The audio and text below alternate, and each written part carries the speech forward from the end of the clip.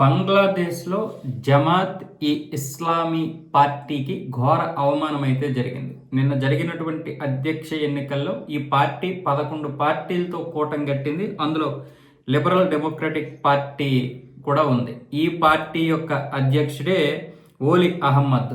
ఈయన నిన్న ఘోరంగా ఓడిపోయారు. అటువైపు ఏమొచ్చేసి బంగ్లాదేశ్ నేషనలిస్ట్ పార్టీ ఏమొచ్చేసి మీర్జా ఫక్రుల్ ఇస్లాం ఆలంగీర్ని నిల్చోబెట్టింది. ఇటువైపు ఏమొచ్చేసి జమాత్ ఈ ఇస్లాం ఏమొచ్చేసి ఓలీ అహ్మద్ని నిల్చోబెట్టింది ఈ అధ్యక్ష పదవులకి.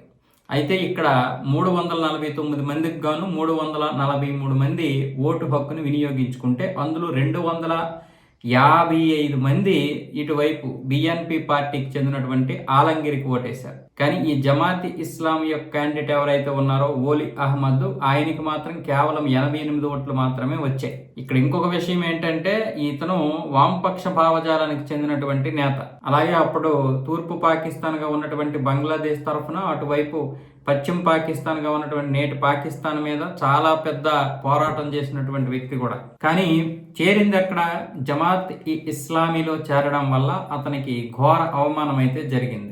జమాతీ ఇస్లామీ చాలా పెద్ద ఓవరాక్షన్ చేస్తూ ఉంటది. ఈ పార్టీ భారతదేశం మీద ఎప్పటికప్పుడు విరుచుకు పడుతూ ఉంటది, కుట్రలు చేస్తుంటది. పాకిస్తాన్ ఉగ్రవాదులు కూడా ఆహ్వానించి భారత్ మీద ఏదో ఒక దాడి చేయాలని ప్లాన్ చేస్తూ ఉన్నటువంటి పార్టీ జమాత్ ఈ ఇస్లామీ. ఈ పార్టీకి ఇప్పుడు ఇంత ఘోర అవమానం జరిగింది. అయినా సరే వాళ్ళకి అలాంటివి ఏముండవు, సిగ్గుండదు. ఇక్కడ ఉన్నటువంటి కొన్ని పార్టీలకి ఎలా సిగ్గుండదో అక్కడ ఉన్నటువంటి ఈ పార్టీకి కూడా సిగ్గుండదు. ఎప్పుడు అధికార దాహము లేదనుకుంటే వాళ్ళు అనుకున్నవి ఇక్కడ పక్కా ప్లాన్ చేసే విధంగానే ఐఎస్ఐతో కులుపుతారు.